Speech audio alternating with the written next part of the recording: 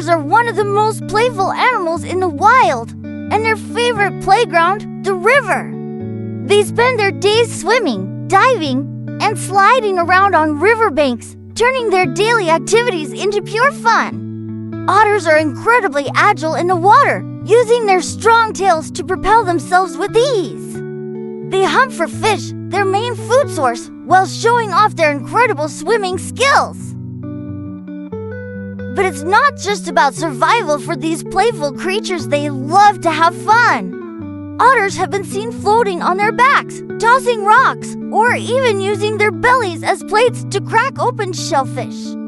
And when they're not in the water, they enjoy sliding down muddy slopes, almost like they're at a water park. Otters also stick together in groups called rafts, bonding and keeping each other safe. These social animals truly know how to balance work and play, making them the cool masters of river life.